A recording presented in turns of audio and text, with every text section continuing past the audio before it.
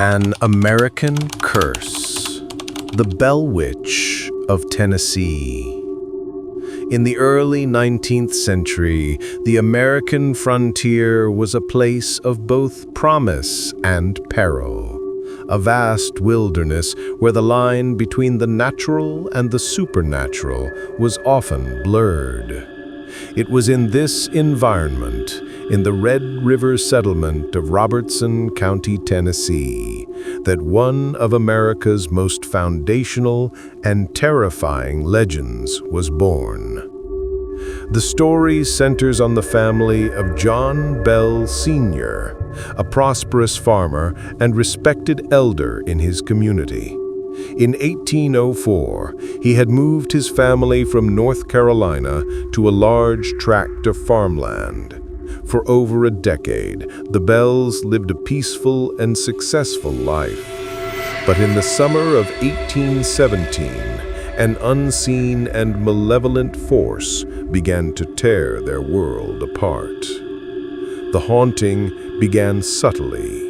While inspecting his cornfield, John Bell encountered a bizarre creature. He described it as having the body of a dog and the head of a rabbit. He shot at the animal, but it vanished. Soon after, the family began experiencing strange phenomena inside their log home. Knocking, scratching, and beating sounds on the outside walls, and the sound of gnawing on their bedposts. Initially, Bell swore his family to secrecy, fearing ridicule, but the activity soon became too violent to ignore. The entity tormenting the Bell family quickly evolved from simple noises into an intelligent, invisible, and profoundly malicious presence. It developed a voice, at first a faint whisper, like an old woman singing hymns, which grew in strength until it was loud, clear, and articulate. The entity, which came to be known as the Bell Witch or Kate, seemed to possess an uncanny knowledge of the family, their neighbors, and even biblical scripture, which it would quote and debate for hours. The haunting was marked by extreme physical violence, primarily directed at John Bell Sr.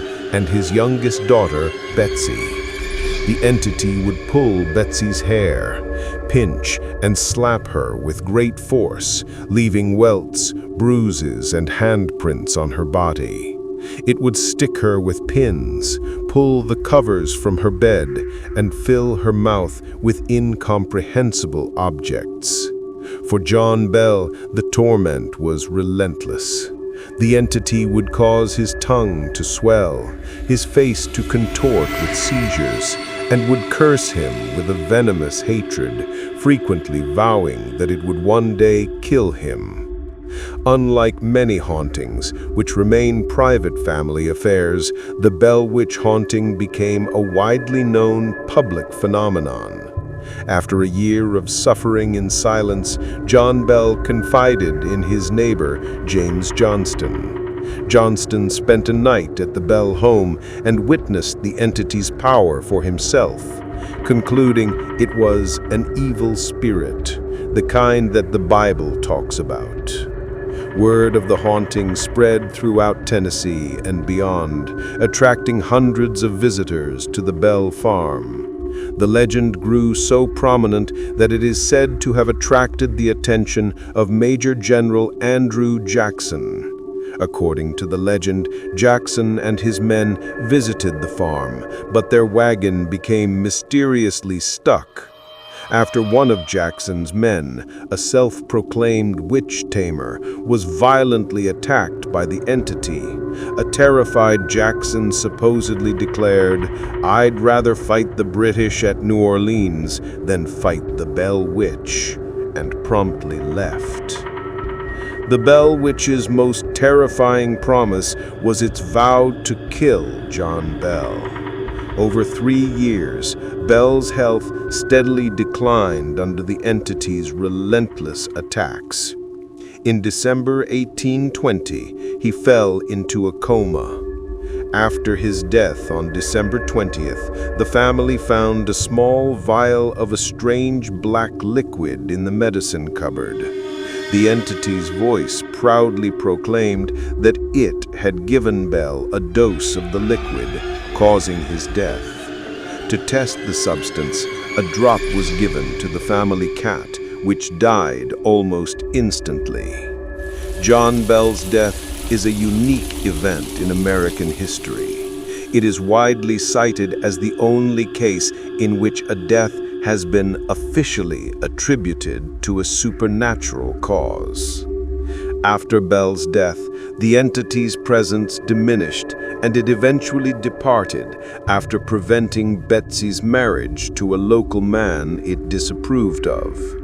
It promised to return in 7 years and again in 107 years, leaving behind a legacy of terror. The enduring power of the Bell Witch legend illustrates how regional folklore can be codified and transformed into accepted history. For over 70 years, the story was passed down through oral tradition.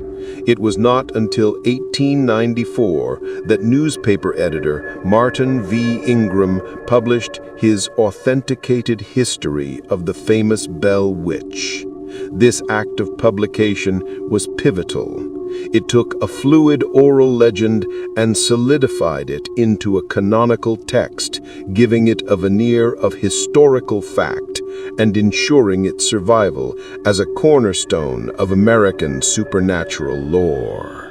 The story's true significance may lie less in its paranormal claims and more in its function as a powerful piece of American folklore, reflecting the deep-seated anxieties of frontier life, the fear of the unknown wilderness, religious dread of evil spirits, and the simmering social tensions within a close-knit community. The shadows are deep, and there are countless stories waiting within them. Subscribe to Terrible Box if you dare to listen.